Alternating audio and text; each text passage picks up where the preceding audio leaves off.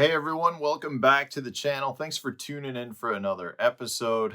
Today I want your input on something. I want to know if some of you are doing this because I had a day fishing, first time I've ever done this, and I was pretty impressed with the success. So I kind of want to know from you guys, are you catching them doing the same thing?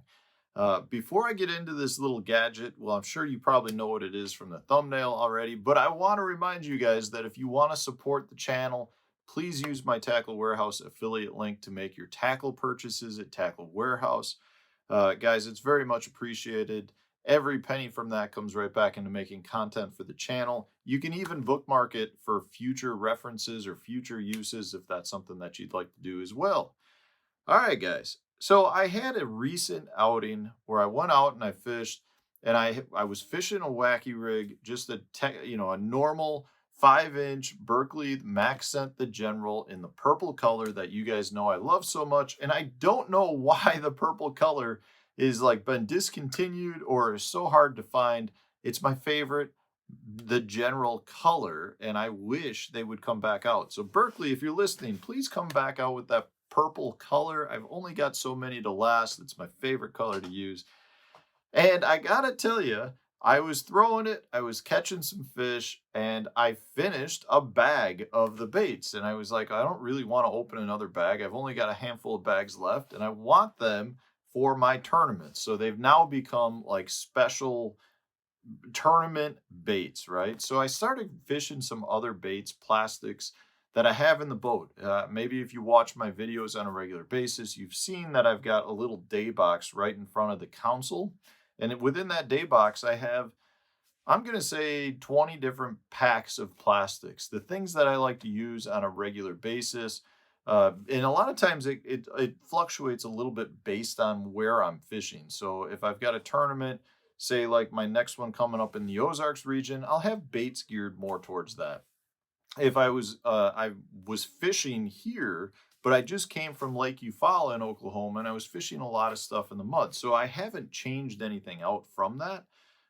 So I had baits that was still in that day box, and I decided I would start playing around with a wacky rig.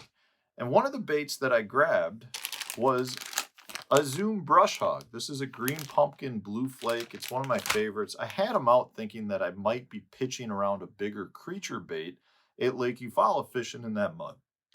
So I have the bait that I had on my rod. So this was the hook I was throwing. I didn't change anything. This is the G Finesse Gamakatsu. This was the size 1, just straight shank. It's got that super slick finish on it. It's a really good hook for throwing a wacky rig, a weightless wacky rig, especially if you're not fishing around cover. And in this case, I decided to put a brush hog on and to see what it would do. And I got to tell you, I was really impressed, not just because I caught a bunch of fish doing it, but because of the motion in it. You know, I found that the bait actually has a pretty good gliding motion. You know, what happens is the front portion with your hook is a little bit heavier. So the bait actually kind of goes like, glides in this manner. The tails kick really nice. It's just a simple presentation. It's a wacky rig, weightless wacky rig. But I was impressed with it, and I started catching some really nice largemouth. They were holding around some lay down trees and kind of bushy type stuff.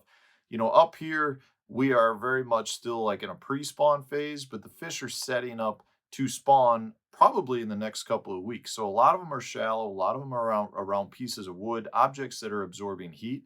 And I just started pitching this around, and I started catching them really good. And I caught one that was a 4 1/4.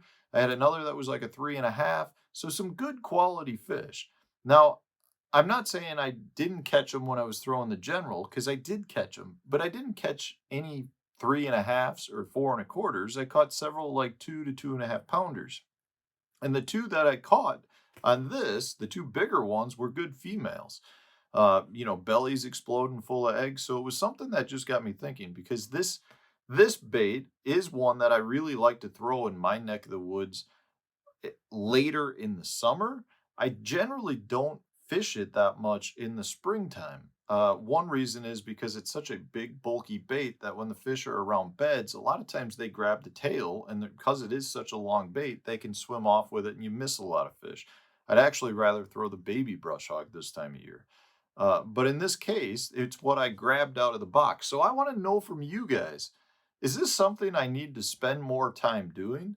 Or is this something that I just kind of had a fluke, caught a couple of fish? Are you guys out there wacky rigging brush hogs and creature baits and having success with it?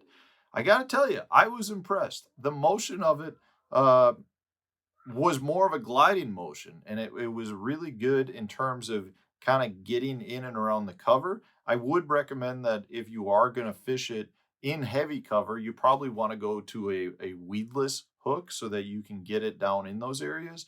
I was fishing a lot more of just kind of like a couple of pieces of branches that were hanging off the bank, or like pole timber stuff. So I really wasn't that concerned about getting stuck with the exposed hook. So it was interesting. I want to know from you guys, are you doing this? What are some of the odd baits that you guys are wacky rigging that might not be talked about as much? You know, we so often get into the phase of a wacky rig is simply a soft stick bait, but I think there's a lot more to it. I think a lot of baits can work well with it. You know, I've had success in the past wacky rigging cross style baits as well, because you kind of get like that crayfish movement when you pull it. You know, the bait kind of collapses on itself and you can work it like a fleeing crayfish. So personally, I feel like there's a lot more to this that I need to spend more time exploring with. I'm going to give it another try to see if it was a fluke or if there's actually something to it that I need to be doing. But I want to know from you guys, have you wacky rigged, weightless wacky rigged creature style baits like this brush hog? Let me know in the comment section, guys. If you enjoyed the video, hit the like button. If you haven't subscribed yet to my channel, please subscribe to it. It would be a great way of showing your support. And last but not least, we'll have a new video coming out tomorrow for you. Thanks for watching.